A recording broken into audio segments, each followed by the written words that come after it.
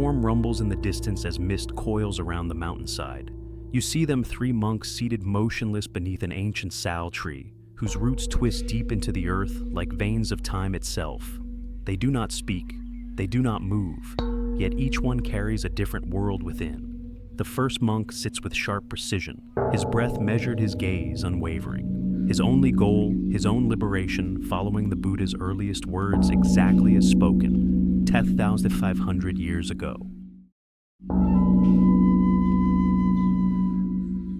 Beside him, the second monk's posture softens. His vow is far greater. He refuses to enter nirvana until every single being is free from suffering. His meditation feels less like escape and more like a prayer that embraces the entire universe. And then the third monk, eyes closed, hands in an intricate mudra, surrounded by faint symbols drawn into the dirt. His path is the boldest of all he believes he can awaken in this very lifetime, using secret methods hidden for centuries in the peaks of Tibet. 3 monks, 3 paths, 1 teacher. You lean closer, wondering how could one man's message scatter into so many directions? How did a single awakening fracture into 3 towering traditions, each claiming to be the Buddha's true legacy? To find the answer, we must return to the beginning. The year is 483 BCE. Beneath a canopy of blooming sal trees, the Buddha lies on his side, his breath steady but fading. His disciples gather, close trembling, their world unraveling. He has no successor, no sacred book, no central authority. Only words carried in memory, fragile as petals drifting in wind. Then with his final breath he speaks, "All things are impermanent. Strive on with diligence." And he is gone. In that silence, a question is born. What did he truly mean? As the Dharma spread, crossing jungles, deserts, and mountains, it changed like water flowing into new lands, splitting into streams that would become Theravāda, Mahāyāna, and Vajrayāna. You return to the 3 monks. Their stillness hides a storm, 3 different visions of awakening born from one man's silence. Which one would you follow? You journey back to a time when the Dharma was fragile, held not in books, but in breath. It is nearly 250 years after the Buddha's passing, and a young monk named Mahinda stands before his father, not just any man, but the mighty Emperor Ashoka, ruler of the vast Mauryan Empire. Mahinda has made a radical choice. He has renounced palace life for robes and alms. Now he prepares to cross storm-racked seas to a foreign island. His mission is not conquest, but transmission to carry the Buddha's teachings to a distant land before they vanish from his own. You imagine the scent of the ocean, the creak of wooden planks beneath his feet, and the silent prayers as ships vanish into monsoon fog. Pirates roam the waters, illness strikes in waves. No one knows if they'll reach Lanka or if the Dharma will die with them. But Mahinda does arrive. In the hills of Mihintale, under a sky lit with hunting birds and royal banners, he meets King Devanampiya Tissa. The encounter is quiet but seismic. The king, startled by these shaven-headed strangers, asks, "Who are you?" And Mahinda replies, with a truth that cuts through time, "We are monks, your majesty, followers of the king of Dharma." The king converts, not with ceremony but with sudden clarity. You feel the gravity of that moment, for it marks not just the spread of Buddhism to a new land, but the birth of Theravāda, the way of the elders. These monks aren't innovators, they are preservers. They believe they carry a priceless treasure, the original words of the Buddha passed down mouth to ear, heart to heart. In the golden city of Anuradhapura, these teachings find refuge, and for the first time in history, the Dharma is written down. Palm leaves are inscribed with the Pali Canon, the Vinaya monastic discipline, the Sutta Pitaka discourses, and the Abhidhamma philosophical teachings. This moment is revolutionary. You may feel the temptation to dismiss it as dry or academic, but stop. Because here in this act of careful transcription, the teachings are saved. As Buddhism fades from India, crushed by waves of conquest and religious resurgence, it survives in Sri Lanka. The Theravāda monks endure not with fanfare, but with unwavering diligence. Their path is clear: sila, moral conduct; samadhi, meditative concentration; panya, wisdom that cuts through. You sit once more before the 3 monks. The second monk's posture is as still as the others, but something in his presence feels wider, more open, as if his awareness doesn't rest inwards but expands outwards. He is not here only for himself. He is here for everyone.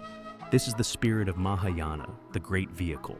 To understand it, you must first listen to a legend, not a myth meant to entertain, but a story that pulses with a deep spiritual truth. Avalokiteshvara, the Bodhisattva of infinite compassion, once stood before the Buddha Amitabha and made a vow that would echo across time, "I shall not rest until every single sentient being is free from suffering." You breathe that in every being, every insect, every forgotten soul, every angry, lonely, frightened mind. For ages he labored saving one, then another, but suffering spread faster than he could relieve it. His heart shattered under the weight of the world's pain. His body split. His mind broke. And yet from this collapse came a transformation. Amitabha reformed him, 11 heads to see in all directions, 1,000 arms to help wherever needed.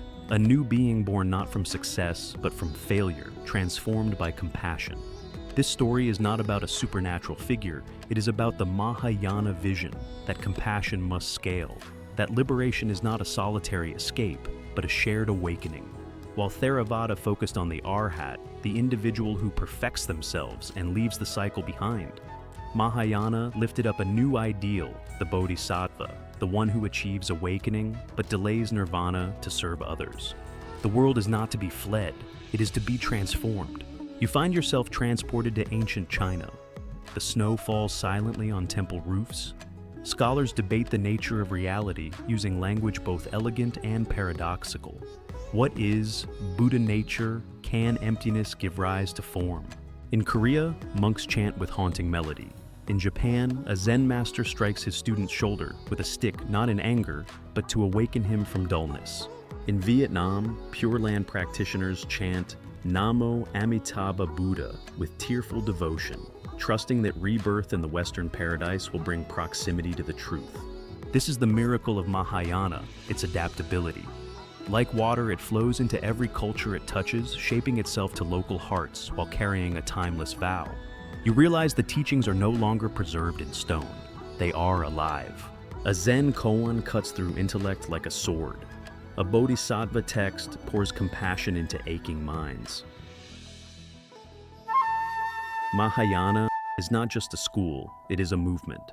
A moral rebellion against spiritual isolation.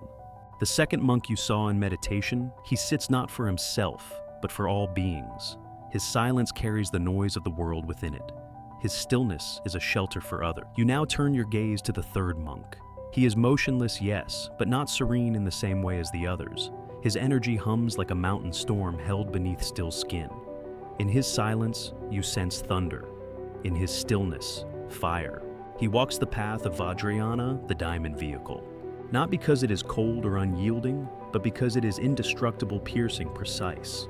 While Theravāda offers gradual clarity and Mahāyāna offers vast compassion, Vajrayāna reaches for something more daring, instant transformation. The story begins in Tibet around the 8th century CE. A mountain king, Trisongdetsen, dreams of building the first Buddhist monastery in his rugged kingdom, but every effort collapses. Foundations crack, stones fall, workers flee, haunted by strange visions. The land itself seems to resist. The shamans whisper of spirits of mountain gods offended by this foreign dharma. Then word spreads a master must be summoned, not a scholar, not a gentle monk, but a tantric adept. Enter Padmasambhava, known as Guru Rinpoche, the precious teacher. As he crosses the Himalayan passes, the very winds seem to bow before him. One by one, he confronts the spirits and demons who oppose the Dharma. But instead of destroying them, he binds them not with chains, but with oaths. He does not banish them, he transforms them. Wrath becomes protection, chaos becomes clarity. This is the essence of Vajrayāna. You do not flee the energies of passion, fear, or ego, you harness them. You do not wait lifetimes, you awaken now. You step into a Tibetan temple. The air is thick with incense. A thanka shimmers with gold and deep sapphire. A practitioner sits before an elaborate mandala. Eyes closed, but within, he imagines himself as the very embodiment of a deity. He chants syllables that pulse through the body like sacred electricity. He breathes in the universe. He breathes out his own delusions. Vajrayāna is not for the faint-hearted. It demands rigorous training, unwavering devotion, and guidance from realized teachers. Its rituals are intricate, its symbolism profound, but its promise is staggering enlightenment in a single lifetime, in this body, in this breath. You reflect on the paradox. In the 20th century, Tibetan monasteries are destroyed, the Dalai Lama flees, lineages teeter on the edge of extinction. And yet, through this collapse, a new doorway opens. The teachings scatter across the globe to France, California, Australia. Tantric masters begin to share their guarded secrets, adapting them for modern minds. The most esoteric path becomes unexpectedly the most accessible. But this raises a dilemma. Can practices rooted in Himalayan culture truly survive translation? Can sacred rituals retain power in a digital world? Vajrayāna's answer is neither fear nor resistance. It is transformation. Just as Padmasambhava turned demons into protectors, so too might this tradition adapt again and again and again. You return to the quiet grove. The three monks remain seated still silent, unshaken. And yet now you see them differently. Each represents not merely a tradition, but an entire vision of liberation. Theravāda, the clear river of discipline and precision. Mahāyāna, the vast ocean of boundless compassion. Vajrayāna, the fierce waterfall of rapid transformation. For centuries, these streams flowed in isolation. Geographical barriers kept them apart, the jungles of Southeast Asia for Theravāda, the sweeping plains of China and Japan for Mahāyāna, and the high peaks of Tibet for Vajrayāna. But today, those barriers have dissolved. Now imagine a modern retreat center beneath a single roof. A Thai monk teaches Vipassana meditation. A Zen master offers silent zazen. And a Tibetan Lama leads students in mantra chanting. Their students cross from one hall to another, blending practices without hesitation. You wonder, is this a grand evolution or a dangerous dilution? Traditional teachers express caution. They warn that mixing methods without depth risks losing their essence. A path that once took years of dedicated study may now be skimmed in days. The danger is real. Wisdom becomes surface knowledge and depth is traded for novelty. Yet there is also possibility here. For the first time in history, the three vehicles of Buddhism share not just space, but dialogue. They are no longer rivals separated by mountains and empires. They are meeting face to face. And when they meet, something extraordinary happens. Theravāda sharpens Mahāyāna's compassion with grounded clarity. Mahāyāna softens Theravāda's austerity with boundless vision. Vajrayāna injects both with transformative energy, daring practitioners to see awakening in every moment. You picture the three monks now. They remain motionless, but their meditation is not the same. The first monk polishes his mind like a mirror, breath after breath. The second monk silently dedicates every moment to every being. The third monk visualizes himself dissolving into radiant light, one with all existence. Three methods, one goal. The closer you look, the more you see their paths converging. They may appear separate, but like trails winding around a mountain, they ascend toward the same peak, each offering a unique perspective. You close your eyes and imagine a quiet hall. A master sits before three students. To the first, he offers silence. No words, no instructions, just space for the mind to settle until wisdom arises naturally. To the second, he speaks in riddles, paradoxes designed to shatter fixed ideas. What is the sound of one hand clapping? To the third, he performs a ritual of fire meditation, invoking dazzling symbols to jolt perception beyond the ordinary. Is this inconsistency or genius? For 45 years, the Buddha taught kings and beggars, scholars and shepherds, skeptics and mystics. Could a single method reach them all? Recent archaeological discoveries add fuel to this question. Ancient fragments of Buddhist texts in Gandhara and Sanskrit, older than the Pali Canon, don't fully match any one tradition. They hint at a Buddhism more flexible, more experimental than any single school claims. Perhaps this is the hidden truth. The Buddha may have intentionally tailored his teachings. He gave precise analysis to those who needed structure. He offered vast compassion to those moved by love. He revealed transformative practices to those ready for fearless surrender. A master carpenter doesn't use one tool for every task. Neither would an awakened teacher. You recall his words, "I teach only suffering and the end of suffering." But the ways to approach that truth countless. You see it now. Theravāda, with its razor-like discipline, trains the restless mind. Mahāyāna, with its heart wide as the sky opens compassion's floodgates. Vajrayāna, fierce and precise, burns away illusions in a single strike. These are not rivals, but reflections, three facets of one jewel, each catching a different angle of light. The three monks before you begin to blur. Their forms waver like mirages in morning mist. Are they separate, or are they three faces of the same enlightened mind? You realize something profound. The Buddha didn't leave one path because reality itself isn't singular. The Dharma bends to meet each seeker exactly where they stand. In this moment, you feel a shift. The division that once seemed so stark softens into harmony. Perhaps the Buddha never wanted rigid uniformity. Perhaps he trusted that truth, like water, would take the shape of its vessel. You return once more to the grove. The three monks remain seated, unmoving, silent, serene. Yet now you see them not as three but as one. Their robes ripple in the same breeze. Their breaths fall into the same rhythm. Their stillness merges into a single presence. You imagine standing at the base of a great mountain. From here, the paths look far apart, one winding through dense jungle, another across open plains, and a third up jagged cliffs. Each traveler seems isolated, their footsteps unheard by the others. But climb higher, and something changes. The trails begin to curve toward one another, converging near the summit. From above, you see clearly what was hidden below. They were never separate at all. This is Buddhism's quiet secret. Theravāda's discipline polishes the mirror of the mind. Mahāyāna's compassion opens the heart without limit. Vajrayāna's alchemy transforms even the darkest energy into light. Different gates, one awakening. You watch the monks in your mind. The first sharpens his breath into clarity, every inhale like a blade slicing through illusion. The second radiates boundless empathy, his stillness a shelter for all beings. The third dissolves into luminous visualization, merging body and cosmos. Then in the stillness they vanish into one.